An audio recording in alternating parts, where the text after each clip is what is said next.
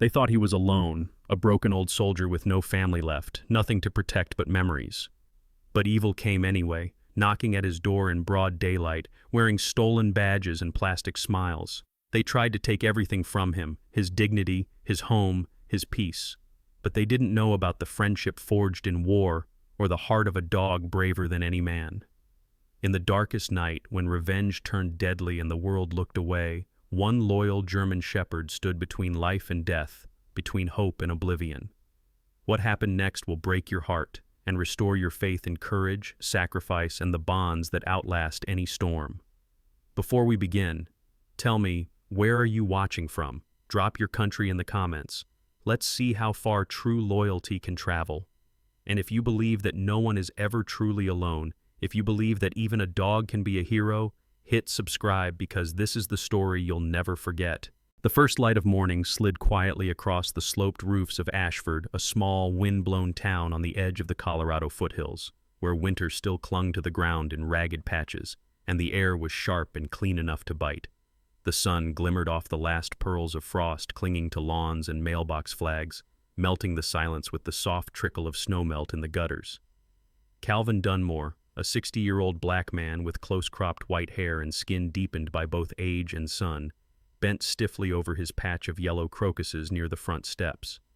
He wore a faded army jacket that had outlasted 2 wars, over jeans scuffed at the knees, and his boots thick-soled, battered left square imprints in the dew. There was a patience in the way he moved, as if every task was a ceremony to be honored. His back was slightly bowed from years of hard work, but his eyes, dark, sharp, thoughtful, missed nothing. Ashford had been Calvin's chosen refuge for over a decade, ever since the world had started moving a little too fast and too noisy. Out here, you could hear the birds before the cars, and the most persistent neighbors were the wind and the stray cats prowling the alleyways. Calvin had no family left, at least, none who called or wrote. He had built a quiet routine of tending his garden, reading old letters, and drinking strong coffee on his porch with the dawn.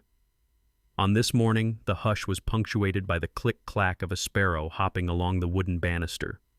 The little bird, brown and mottled, had grown bold over the months, returning each day to peck at the crumbs Calvin scattered beneath the hydrangeas.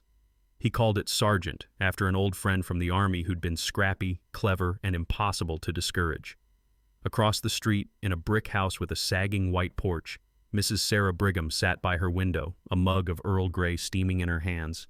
Sarah was a tall, angular woman in her late 50s with a salt and pepper braid coiled neatly at the nape of her neck.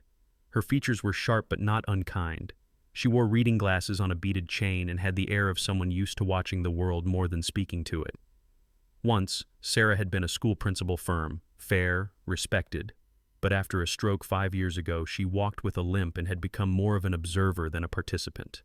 Yet nothing escaped her, least of all the quiet changes of her neighbors' habits. Sarah's life now orbited around her garden, her cat named Finch, and the subtle rhythms of the street. She noticed Calvin's daily routine, the way he always paused to greet the sparrow, the careful attention he gave to every blade of grass. She admired his discipline, even if their conversations rarely went beyond polite nods and a good morning. As Calvin gently watered the crocuses, the low rumble of an unfamiliar engine made him look up. A gray sedan, a model too new for this neighborhood, rolled to a stop at the curb. Out stepped 2 young men, both dressed in black suits and heavy government-issue boots. Their hair was cropped close, and they moved with the stiff, deliberate authority of men trying to project power. Each wore a badge clipped to a plastic lanyard, flashing it just long enough to be seen but not read. The taller of the 2, pale-skinned with a square jaw and restless eyes, was first to approach. He spoke with the clipped tone of someone used to getting quick answers. "Mr. Dunmore?"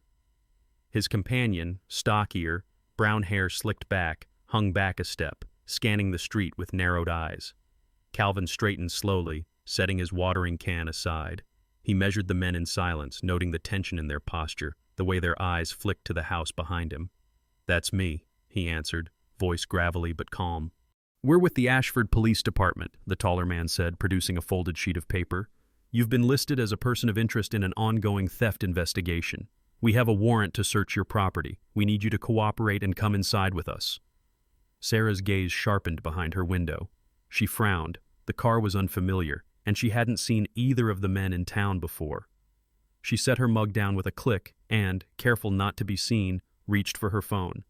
She snapped a quick photo of the license plate, her principal's instincts stirring. Calvin looked from one man to the other. The paper, supposedly a warrant, was waved quickly, not offered for him to read. Their badges, he noted, were generic, and they had no Ashford patches on their jackets. Something about the encounter made the hairs on the back of his neck rise, the same way they had during patrols in unfamiliar villages half a world away. Still, he didn't argue or panic. "Mind if I ask what was stolen?" he said, keeping his voice steady. "Just cooperate, sir," the stockier man cut in, tone sharpening. "Let's not make this harder than it has to be." Calvin nodded, playing along for now. "All right, let's go inside." He led them up the creaking porch steps and into the house, the Sparrow fluttering up to the gutter in a sudden burst. Inside, the house was small and orderly. Framed photographs of a younger Calvin in uniform, a smiling woman, and a little girl lined the mantel. A battered American flag, carefully folded in a triangular case, sat beneath a shelf of medals. The air smelled faintly of cedar and coffee grounds. The taller man looked around, his gaze pausing on the flag. As the men began moving through the living room, one kept close to Calvin, asking routine questions, the other quietly opening doors, peering down the hallway, checking windows. Calvin felt a cold knot forming in his stomach. He watched their movements, trying to memorize every detail.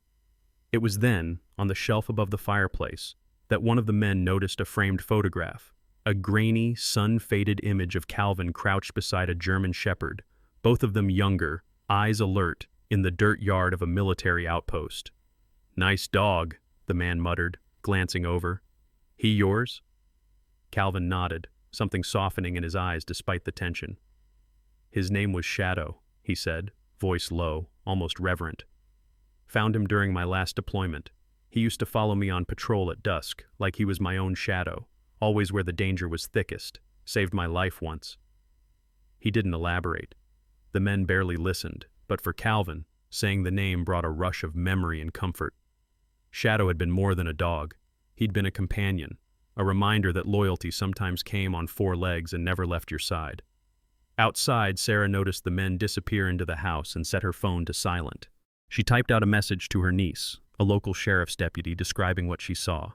The Sparrow, unbothered, continued to hop near the steps, picking at the crumbs Calvin left behind, his silent, steadfast witness.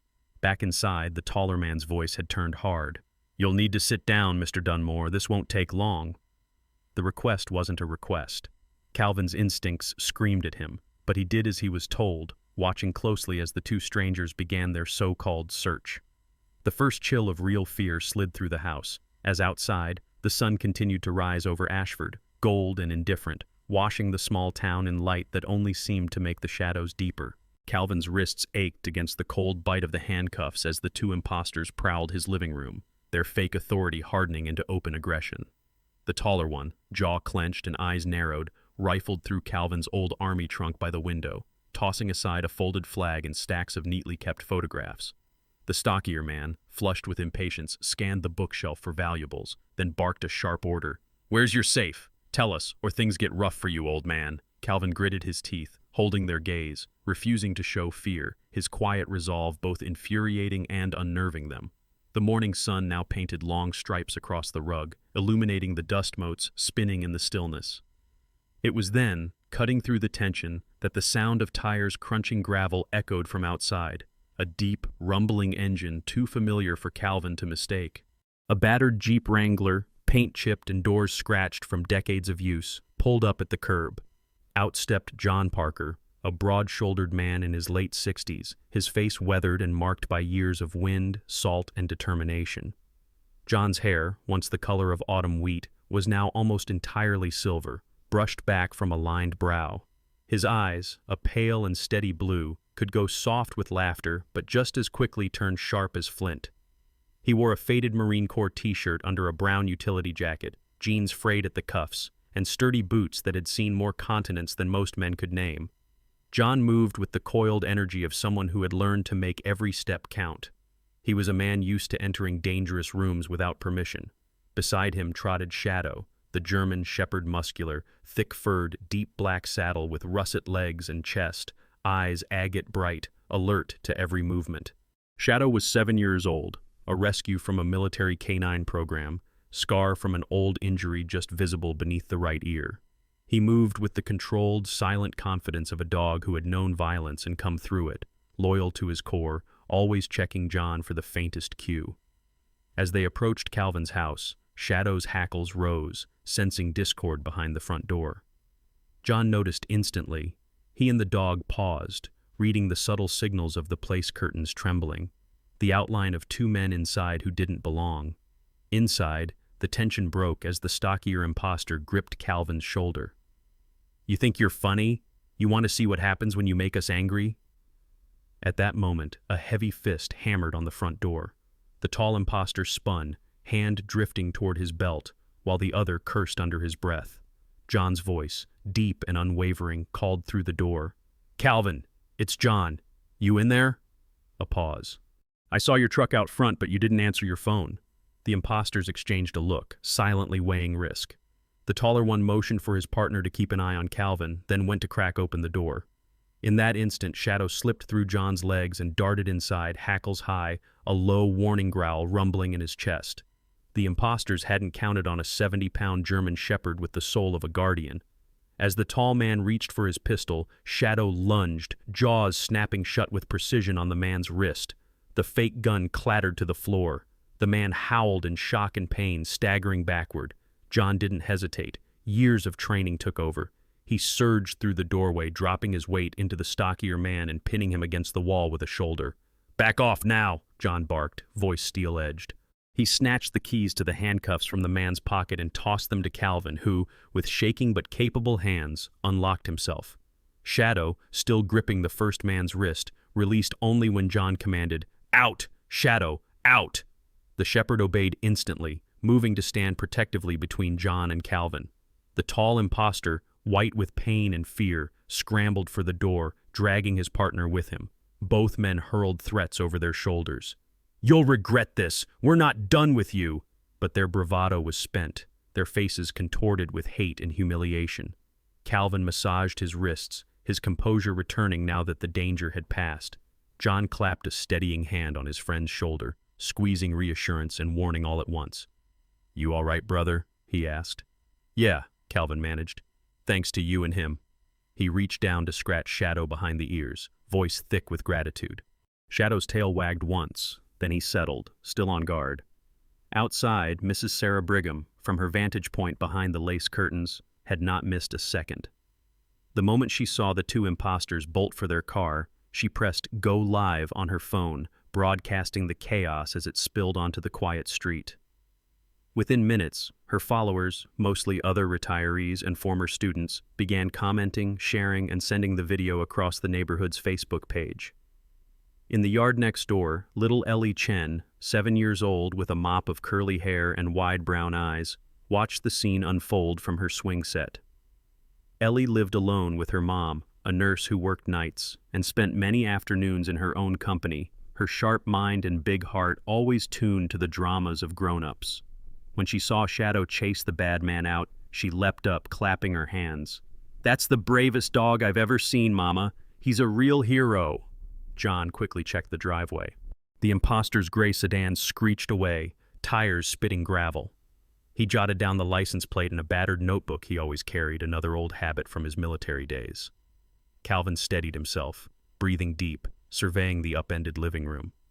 The stillness that followed felt both heavy and miraculous. Sarah's video continued rolling as neighbors peered from their doors.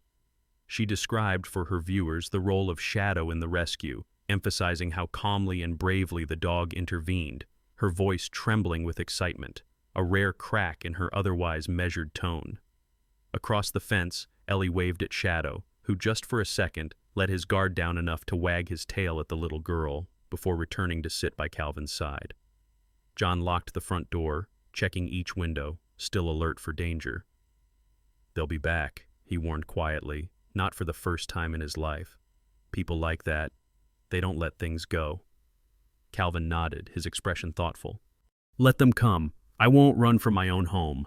He looked at Shadow, pride and affection mingling in his eyes. "And now I know I have backup." The police hadn't arrived yet, but word would soon spread. Sarah's video was already picking up views, the comment section filling with shock and praise. Some called for the mayor to recognize Shadow, others urged neighbors to be vigilant. Ellie's mother, Mrs. Chen, arrived home and gently pulled her daughter away from the fence, but not before Ellie shouted, "Thank you, Shadow," at the top of her voice. For a long moment, the three old friends, Calvin, John, and Shadow, stood together in the battered living room, sharing the quiet relief that comes not just from survival, but from trust. Trust in each other, in loyalty that defied fear, and in the knowledge that sometimes, just sometimes, help arrived exactly when it was needed. Night had settled over Ashford in thick, muffled layers, the old neighborhood wrapped in a hush broken only by the wind. After the chaos of the morning, Calvin's house had taken on a new warmth. John and Shadow stayed well into the evening, their presence a buffer against the memories that tried to claw their way in whenever the sun dipped below the pines. Together, the two old friends worked quietly to restore order. Calvin straightened the framed photos on the mantel, John swept up the shards of a lamp that had shattered in the scuffle, and Shadow patrolled from room to room, nose twitching as he sniffed for anything amiss. John, sensing Calvin's fatigue, offered gentle, silent support. He'd never been a man of many words, but there was a strength in his steady hands, his patience. Once, as they replaced books onto shelves, Calvin caught John looking at an old family photo, his late wife, his daughter, and himself in happier days. John nodded as if to say, "You're not alone, not tonight." As the hours slipped by, the windows grew darker and the street lamps flickered on, pooling their golden light over wet sidewalks. Across the way, Sarah Brigham, having made herself a mug of chamomile tea, kept a quiet vigil at her window. Her ever-watchful cat Finch, a striped tabby with torn ears and a regal air, perched in her lap.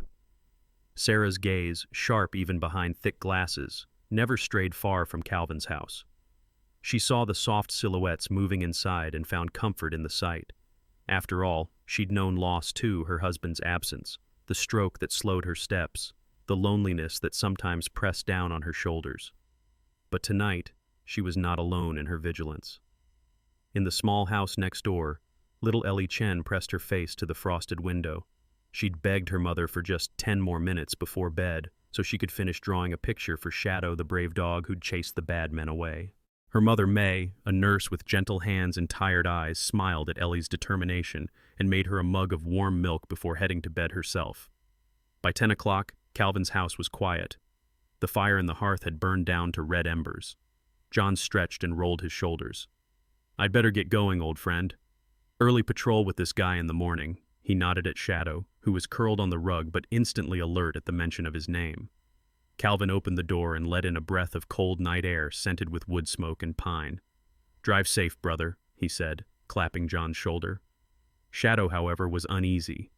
As John stepped onto the porch, the dog hesitated at the threshold, ears pricked, body tense. He darted back and forth, then fixed his eyes on the driveway, a low growl rising in his throat. Calvin noticed the change immediately.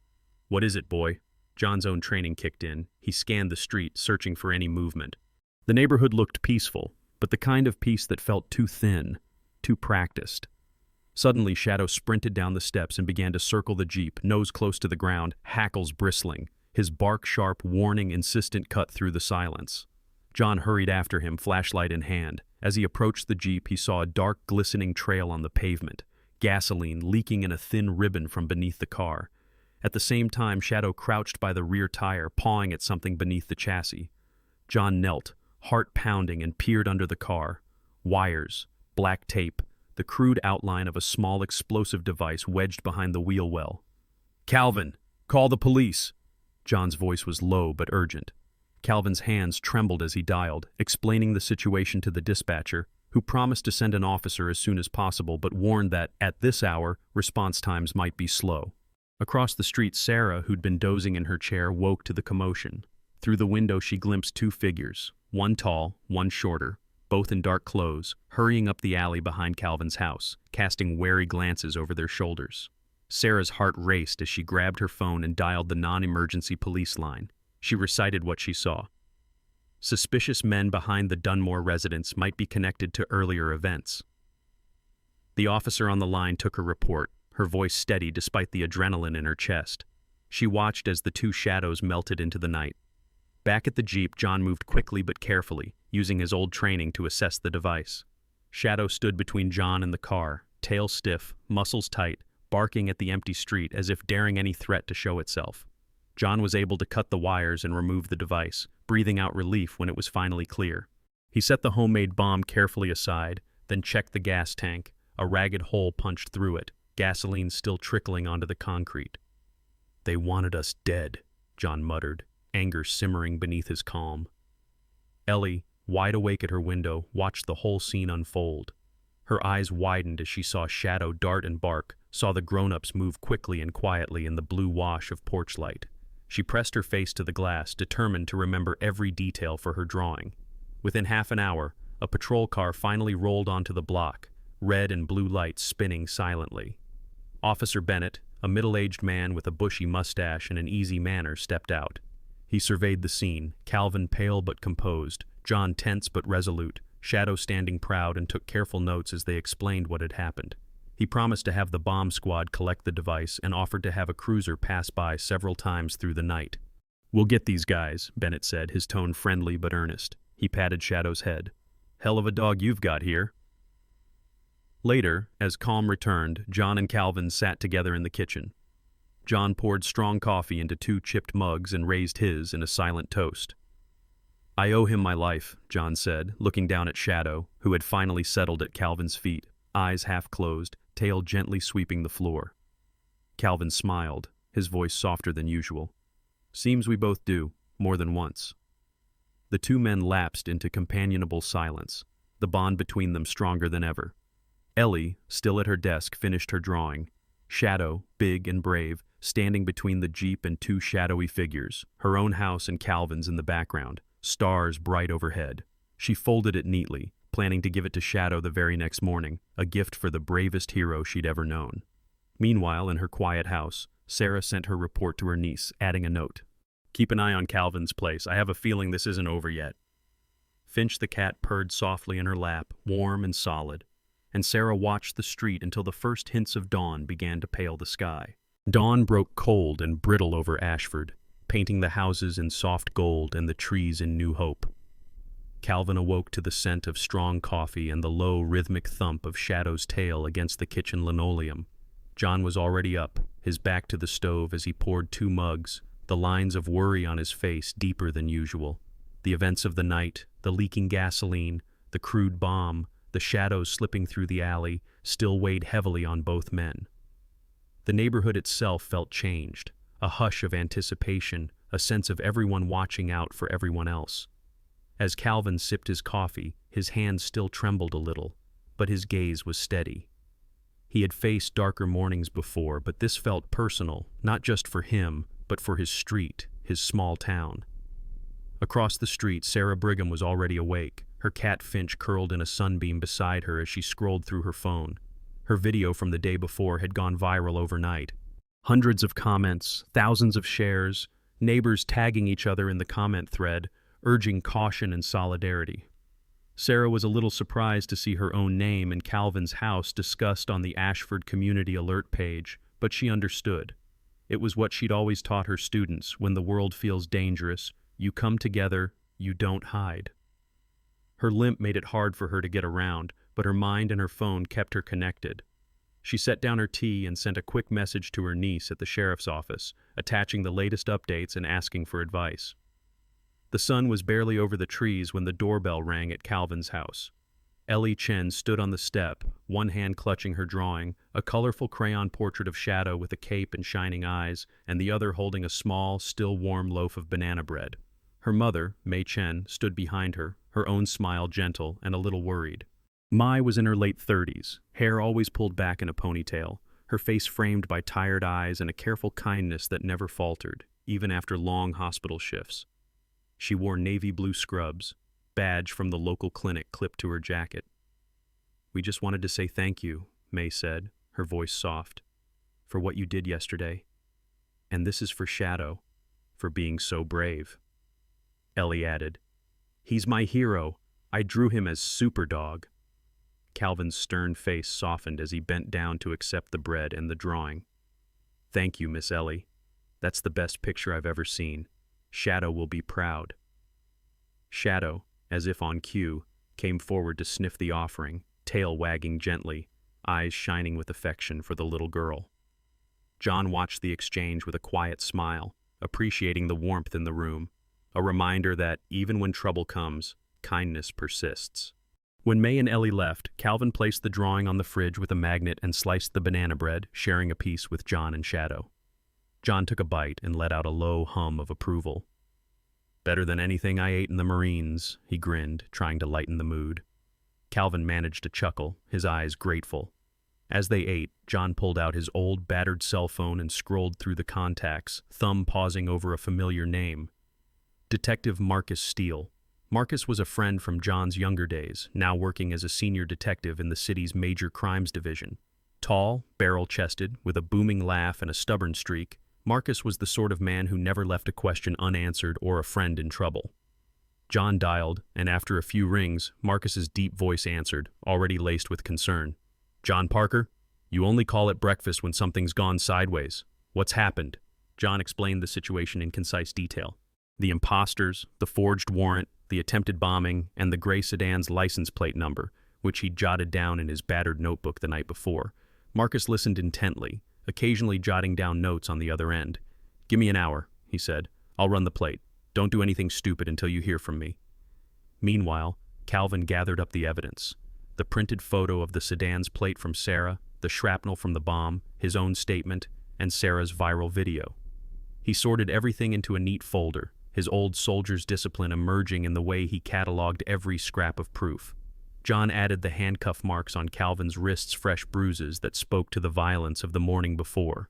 They'd need it all if the police were to take their case seriously. By mid-morning, the community's mood had shifted from fear to determination. Neighbors checked on each other, sharing news at mailboxes and over backyard fences. Even Mrs. Sarah, cane in hand, made her slow way down the drive to visit Calvin, Finch the cat trailing behind. She handed over a USB stick with backup copies of all her videos, saying, "Just in case someone tries to erase the evidence online." Sarah's presence, upright and no-nonsense despite her limp, brought Calvin a measure of calm he hadn't realized he needed. They stood for a while on the porch, looking out at the sunlit street, not speaking but drawing comfort from the company. Just before noon, John's phone buzzed. It was Marcus. "John, that sedan, registered to a shell company, shows up in other fraud cases. I've already pinged it for an alert with state troopers. But listen, these guys are pros. Watch your backs and stay put for now. I'll keep digging." John relayed the news, and the weight of it settled in his chest. This was bigger than two punks. It was organized, practiced, a threat to more than just one old soldier. Determined not to wait passively, Calvin and John called the local police station and scheduled a meeting with Officer Bennett, who had already visited the night before. Bennett was shorter than most, sandy-haired, with a belly straining his uniform, but he was sharp, fair, and had grown up in Ashford, his sense of justice personal and rooted. They met in Bennett's cramped office, where the officer took careful notes and watched Sarah's video twice, shaking his head in disbelief. "You did everything right," Bennett said, "but these men are getting bolder. We'll alert the neighborhood and put patrols in place, and if you hear from Marcus again, keep us in the loop." Shadow waited outside the station, lying quietly in the shade, eyes ever watchful. Children passing by on the way to the park stopped to pet him, calling him hero dog as Ellie had. For a moment, the mood in town felt lighter, hope a little less fragile. That afternoon, Calvin and John returned home. The sky was clear, the air brisk. On the porch, they found a small envelope. Inside was a note from Ellie, a hand-drawn medal for Shadow, and a simple sentence: "Thank you for saving my neighbor." Calvin smiled, feeling the first real peace since the ordeal began. As dusk fell, the two old friends sat side by side on the porch, Shadow lying at their feet, watching the street in silence. In that quiet, something in Calvin shifted, a sense that he was no longer alone, that even in a world grown dangerous, there were still people willing to stand together, to fight for what was right. By midday, the Ashford police station buzzed with a subdued energy. Officer Bennett's desk was stacked with reports and evidence bags, his chair creaking under his broad frame as he typed up his latest case notes. Calvin and John sat across from him, the weight of the previous days still etched into the lines around their eyes. Shadow, ever alert, lay quietly at John's feet, but every so often His ears would twitch, and his gaze would dart to the window, as if sensing a world of secrets outside. The morning had been filled with formalities, detailed statements, evidence handover, even an impromptu neighborhood watch meeting in the station's cramped waiting area. Sarah Brigham, her hair pinned back tightly and her cane leaning against the wall, had shown up in person to offer backup copies of her video and to share her perspective. Sarah was dressed sharply today. Dark slacks, a blue knit sweater, sturdy walking shoes, her every gesture brisk, efficient, and deeply attentive. She never spoke more than necessary, but when she did, the room quieted to listen. As the officers pored over evidence, a patrolwoman named Carla Brooks entered. Carla was in her late 20s with dark brown skin, her black hair pulled into a neat bun, a direct and empathetic gaze. She had a gentle, no-nonsense manner, someone who inspired trust, especially among the older residents who sometimes mistrusted the system. Carla took notes as Calvin recounted the latest attempt on his life, offering small words of reassurance and never once letting her composure slip. Outside, the air was crisp and the sun bright, yet Calvin felt the world was still somehow off balance. When the police officers announced they would be returning to the house to look for more clues, Calvin insisted on accompanying them, John at his side and Shadow at his heel. The group was a curious sight. 2 old veterans, a loyal dog, and 3 officers. Bennett, Carla, and a silent, wiry patrolman named Miller, who had a nervous habit of fiddling with his badge. As they combed through Calvin's backyard, Shadow seemed more restless than usual. He sniffed the air, zigzagging between tufts of grass and the tangled roots of the big sycamore tree at the back fence. Suddenly, his head jerked up. He trotted with purpose toward a dense patch of undergrowth near the rear gate, nose close to the ground, tail held straight as an arrow. The humans followed, Carla crouching down beside the dog as he began to dig. Within seconds, Shadow unearthed a dirty, blood-stained work glove. The officers exchanged a look of surprise. "Looks like someone cut themselves working fast in the dark," Bennett remarked, slipping the glove into an evidence bag. But Shadow wasn't finished. He moved to a pile of dead leaves and, after a few sniffs and snorts, uncovered a battered red toolbox. John recognized it as the sort used by handymen or electricians. Inside, they found rolls of electrical tape, spare wires, a cheap burner phone, and a used cigarette lighter. Carla cataloged every item, her handwriting neat and precise. As she worked, Shadow's nose twitched again. He pawed at the base of the fence and unearthed a crumpled beer can, brandless, cheap, but sticky with blood and fingerprints. The officers were quietly jubilant. "With luck, DNA from the glove and can will give us a match," Carla said, optimism threading her voice. Shadow sat by the pile, tail thumping gently, as if satisfied he'd done his part. Back inside, the mood lightened a little. John ruffled Shadow's fur. "You're not just a hero, you're a detective now," he teased. Calvin grinned, pride softening the tiredness in his expression. Shadow settled near the back door, eyes closing briefly, finally able to relax after days on edge. In the afternoon, the community came alive in subtle ways.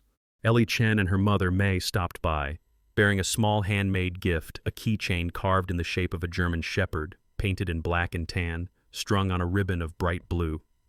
May smiled shyly as Ellie pressed the keychain into Calvin's palm.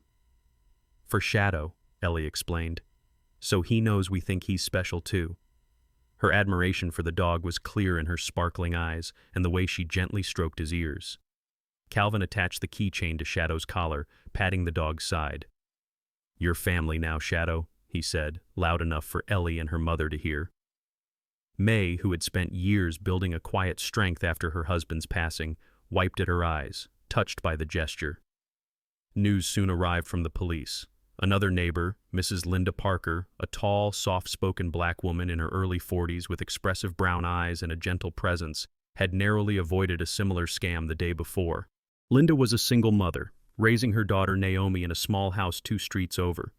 She had been wary when men claiming to be police knocked on her door, and her suspicion had saved her. She refused them entry, called her cousin, who was a local corrections officer, and watched from inside until they left. When Calvin and John heard, they decided to visit Linda and her daughter. Linda greeted them with a tired but grateful smile, her hands flour-dusted from baking bread. Naomi, a shy 10-year-old with long braids and a book always clutched to her chest, peeked out from behind her mother, eyes wide with curiosity at the sight of Shadow. Over coffee and warm bread, they shared their stories, offered support, and made plans to look out for one another in the days to come. John spoke quietly to Linda about how courage and caution can sometimes be the same thing, and Calvin told Naomi that being brave didn't always mean being loud. By evening, Ashford felt smaller but stronger bound together by new trust and shared vigilance. Sarah, ever watchful, left a note on Calvin's porch with Finch's paw print at the bottom. "The neighborhood's watching. You're not alone."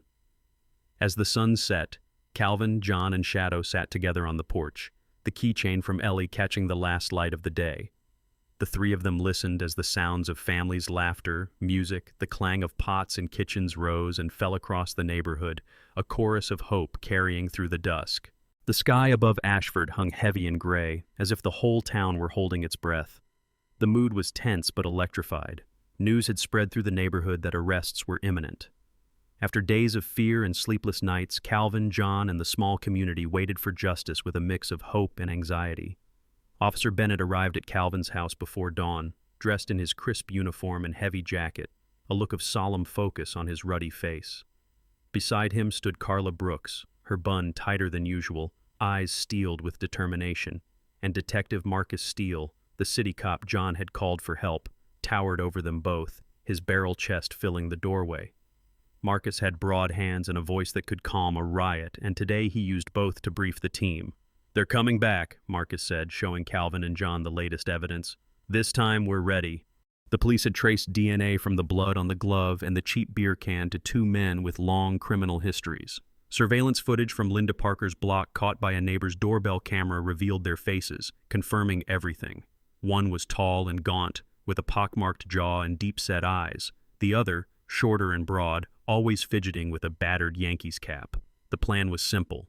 The suspects had been trying to target the most vulnerable. Their next mark, Mrs. Agnes Turner, was an elderly widow who lived in a small cottage on the far edge of town.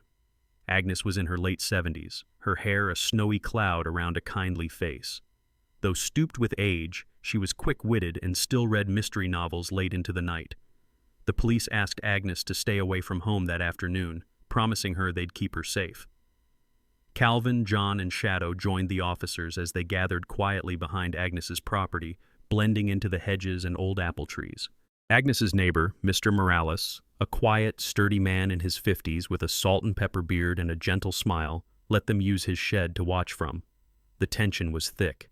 John squeezed Calvin's shoulder, and Calvin nodded silently, his heart hammering in his chest. Shadow, sensing the mood, pressed against his side, body low and ready, every muscle quivering with focus. As noon approached, the suspect's gray sedan rolled up the cracked driveway. They got out, checking the street before moving toward the back porch. Just as the taller man pulled a crowbar from his coat, Marcus gave the signal. Officers surged from both sides, voices commanding, "Police! On the ground!" The suspects spun, startled, but tried to run. The tall one bolted for the fence. The short one reached for something in his waistband. The scene fractured into chaos. Shadow launched forward, a streak of black and tan, intercepting the tall man at the fence. The suspect swung wildly with a knife its blade flashing once, then sinking deep into Shadow's chest. The dog never faltered. Teeth clamped onto the man's arm, dragging him to the ground. Officers moved in, wrestled the suspect into cuffs. The short man, seeing his partner pinned, dropped his weapon and surrendered, fear written across his face. Calvin's world slowed to a crawl as he saw Shadow stumble, blood soaking his fur. John's voice cut through the shouting, hoarse and urgent. "Shadow!" Calvin dropped to his knees, arms open, just in time for Shadow to collapse into his lap. The dog's breath came in short, painful bursts.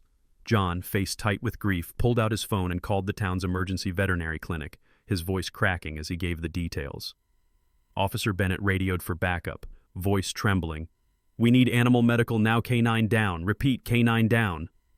Carla knelt by Calvin, her calm composure finally breaking as she whispered encouragement to the bleeding dog.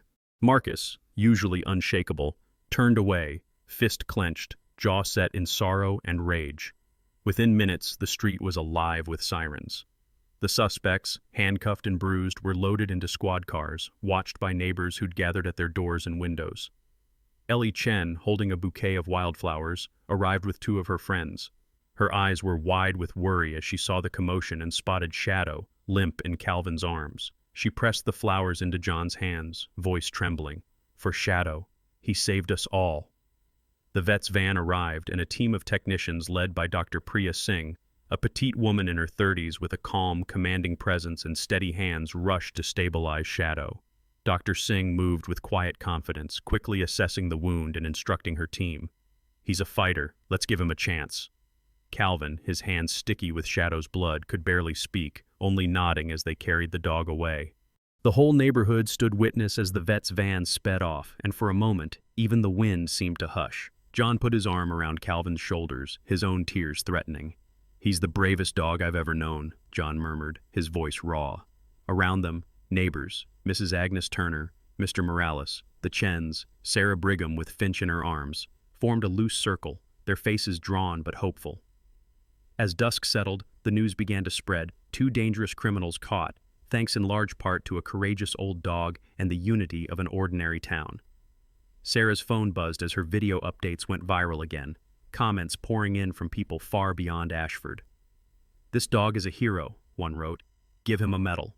Another said, "He's proof that loyalty and love are stronger than hate." The children of the street, led by Ellie, left flowers and drawings at Calvin's porch. One picture showed Shadow with angel wings, standing guard over the town. Agnes baked a pie for Calvin and John, pressing it into their hands with a watery smile. Even the sternest neighbors, like Mr. Morales, offered help, a ride, a meal, or simply a strong handshake. As night fell, Calvin sat on his porch, John beside him, Shadow's collar and Ellie's handmade keychain cradled in his hands. The air was cool and full of promise. For the first time in days, Calvin allowed himself to hope, not just for Shadow's recovery, but for the future of Ashford, where ordinary people and one extraordinary dog had stood up to darkness together. The sky above Ashford was bruised with dawn as John's battered Jeep tore down Main Street, hazard lights flashing. In the passenger seat, Calvin cradled Shadow's trembling body, his arms slick with blood. Shadow's breath came in short, ragged bursts, amber eyes fluttering as the world blurred by the window. John's jaw was set, his knuckles white on the wheel, mind racing with desperate prayers and a soldier's instinct for triage. Apply pressure. Keep talking. Don't let him go quiet. "Hang on, boy. Just hang on a little longer," John muttered, voice breaking. Calvin stroked Shadow's head, whispering old stories, recalling battles survived together, promising over and over that help was near. The Ashford Animal Emergency Clinic, a single-story brick building flanked by young maples, was already awake. Dr. Priya Singh, petite in blue scrubs, brown skin glowing with sweat and determination, waited at the door with her staff. A man in a sheriff's uniform, Sheriff Dale Booker, tall, weathered, steady-eyed, stood beside her, the first light catching his silver badge. He was a local legend, tough but gentle, known for treating everyone like family, and today his expression was grave. John leaped from the Jeep, lifting Shadow's limp form as Calvin stumbled behind. The clinic staff worked with the speed of crisis. Dr. Singh directed the team, a vet tech started an IV, a nurse shaved fur around the wound. Calvin's voice trembled as he tried to thank her, but Dr. Singh silenced him with a gentle squeeze of the shoulder. "Let us do our work. He's a fighter. He's not alone." Sheriff Booker pulled John aside. "We got both suspects. Your dog's the reason Agnes is safe, the whole neighborhood too. We're not letting that go unnoticed." He pulled a crisp certificate from his folder, gold seal gleaming, and set it on the counter. "This is for Shadow. We want to make him an honorary member of the Ashford Police K-9 Division. He's earned it." John's eyes filled with tears he pretended to hide, but his voice was strong. "He'd be proud, Sheriff. So are we." In the waiting area, the town's support was a living thing. Sarah Brigham, still dignified in her dark coat and with Finch the cat in a carrier at her feet, arrived before sunrise. She brought a bouquet of gardenias, Shadow's Medal of Courage, she called them. Mrs. Linda Parker and her daughter Naomi, both in bright scarves and wide, anxious eyes, pressed hands together in prayer. Ellie Chen, her curly hair pinned back with a bright barrette, bustled in, arms full of drawings. Shadow with a blue cape, Shadow in a crown, Shadow leading a parade of smiling townsfolk. Ellie taped one above the clinic door with her mother's help. Shadow, hero dog. Word of Shadow's sacrifice had traveled far. The clinic's phone rang off the Hook news crews, animal lovers from across the state, a group of school children from Denver wanting to send handmade cards. Calvin's old army buddy, Reggie, called from Texas, voice shaking. "He's a legend, Cal. The whole VFW's pulling for him." Online, Sarah's live stream was everywhere. Shadow Hero trended. Hundreds sent video messages. Children sang get well songs. Strangers offered to pay vet bills. The walls soon overflowed with flowers, notes, stuffed toys, and ribbons. It felt, for a moment, as if all of Ashford, maybe the whole world, was crowded into that little waiting room, breathing together, hoping together. Inside the operating suite, Dr. Singh did all she could. Shadow's wound was deep, but his heart was strong. John and Calvin waited, side by side, Calvin's hands shaking, John's steady as stone.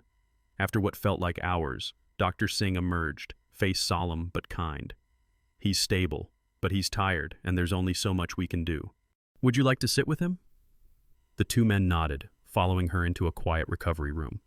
Shadow lay on a soft blanket, breathing slow but steady. Calvin knelt at his side, pressing his forehead gently to the dog's. John crouched by Shadow's shoulder, voice low and fierce. "You did good, buddy. You did real good." Shadow's tail thumped weakly. With effort, he raised his head, licking Calvin's trembling hand one last time. His eyes, wise, brave, endlessly loyal, met Calvin's, holding that look as if to say, "You're safe. The job is done." Then, with a long, shuddering breath, Shadow slipped into stillness. Calvin's world went silent. John pulled him close, letting the tears come. For a long time, no one spoke. Outside, the waiting room was a hush of prayers, hope, and shared grief. Dr. Singh stepped in quietly, her voice gentle. "We did everything we could. He was brave to the very end." Ellie, sensing the change, clung to her mother. Sarah wiped her eyes and stood tall. Sheriff Booker, hat in hand, entered the recovery room and knelt by Shadow, laying the honorary K9 badge at his paws. "Your family, Shadow," he said softly. As the day wore on, the clinic became a shrine. Cards arrived from as far as New York and Florida. The mayor sent a proclamation of thanks. At sunset, Ellie's picture still hung on the door, a candle flickering below it. Children from the block drew chalk hearts on the sidewalk. "We love you, Shadow." Even Finch, Sarah's usually aloof tabby, curled up in the waiting room, purring quietly, a gesture of comfort, animal to animal, for the loss felt by all. In the evening, John and Calvin carried Shadow home wrapped in an old army blanket. They were met by neighbors, flowers, and gentle hands. The whole town stood with them, bound by gratitude and the memory of a dog whose courage would echo for years. Ashford's morning sun gleamed over the new building at the edge of town, a center of brick and glass, warm light spilling from wide windows. For the first time in months, hope was a living presence on Main Street. Above the front steps, the carved letters read, "The Shadow Center, home for veterans and German shepherds." And just before the doors, in a patch of golden daffodils, stood the bronze statue of a German shepherd, proud, alert, tail arched, eyes set on the horizon. The name Shadow was inscribed at his paws, beneath a badge in a child's drawing, preserved in a clear frame, Ellie's hero dog. The journey to this day had been one of sorrow and fierce love. After Shadow's passing, Calvin and John grieved together in the house that felt too quiet. The absence of paws on the floor, a dull ache neither could voice. Letters and gifts had poured in from all over the state, handmade cards from children, dog treats from strangers, donations from veterans and animal lovers alike. But the most unexpected gift came from a newcomer. Olivia Hart, a woman in her early 50s, elegantly dressed in navy and pearls, with kind green eyes, a practical pixie haircut, and a knack for turning dreams into action. Olivia had grown up in Ashford, left for the city to build her own business, and returned with the fortune and the heart to give back. When she arrived at Calvin's porch one rainy morning, she shook hands with a firmness that spoke of decades in the boardroom, and her voice was gentle but decisive. "I watched the news. I watched what Shadow did, what you did, Mr. Dunmore. I can help you build something lasting. A place for old soldiers, for old dogs, where no one is left alone." John, usually reserved with strangers, warmed quickly to Olivia's sincerity. She arranged meetings, brought in architects and lawyers, charmed city officials. Money came swiftly, so did volunteer students, dog trainers, even retirees who remembered their own battles with loneliness. The weeks became a whirl of construction, fundraising dinners, and community events. The whole town pitched in. Sarah Brigham, cane tapping, coordinated food drives, and organized volunteers with the same precision she'd once brought to school assemblies. Finch the cat became an unofficial mascot, winding through the building site, always finding the sunniest spot to nap. Mrs. Linda Parker and her daughter Naomi brought homemade pies and bright scarves for the residents. May and Ellie painted a mural in the entryway blue skies, strong hands, and a line of German shepherds running beside children. On opening day, Ashford came together in a way it hadn't in years. The mayor, Ms. Evelyn Reyes, a Latina in her 40s with a bright smile and a love of civic pride, spoke movingly of unity, of bravery, of the way a single act of loyalty could ripple through generations. Veterans in dress uniforms stood side by side with children in jeans and sneakers. Shadow's statue gleamed in the sunlight, draped in ribbons and wildflowers. Calvin, wearing a suit he hadn't put on since his daughter's wedding, stood quietly beside John and Olivia, blinking back tears as the crowd sang, "You'll Never Walk Alone." Ellie, now a little taller and braver, led a group of children to the shelter's play yard, each one holding a leash. Dozens of German shepherds, young and old, wagged their tails in excitement. Some were retired police dogs. Others had been rescued from shelters, scars, and graying muzzles telling their own stories. The children's laughter rose above the music as they ran and played. Ellie knelt beside the statue and whispered, "You did this, Shadow. You'll always be our hero." Sarah, dignified in a lavender dress and sun hat, watched with quiet satisfaction. She had seen Ashford through difficult years, the loss of her husband, her own health battles, the sense that communities could drift apart in the digital age. But now she saw neighbors sharing stories over coffee, strangers hugging, children learning about courage and kindness. Finch, despite his feline dignity, let himself be petted by every child in line. Olivia gave a short speech, her voice clear and strong. "This center belongs to all of us. It's a promise. No veteran forgotten, no dog abandoned, no child made to feel small. We remember Shadow because he showed us what it means to love without fear, to protect without pause, to leave the world better than we found it."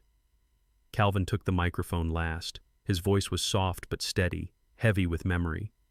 Shadow was just a dog to some, but to us, he was family. He gave everything for this town, for me, for John.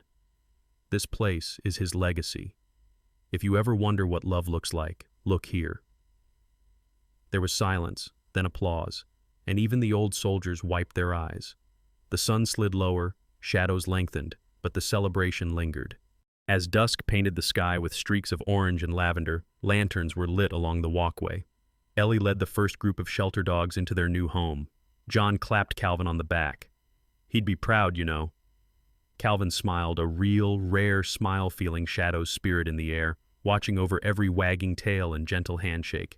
Inside the center, walls were lined with photos, veterans and their dogs, Ellie's drawings, a collection of medals and letters. In the quiet that followed the festivities, Calvin walked the halls, pausing before the statue, hand resting on the cold bronze. "Thank you, boy," he whispered. "You're still watching over us." And outside, as night came down, the town of Ashford glowed with new purpose, a place where sorrow was transformed, where no one was forgotten, and where the legacy of a single brave dog would live on in every act of kindness, every home rebuilt, every old soldier and lonely animal welcomed with open arms.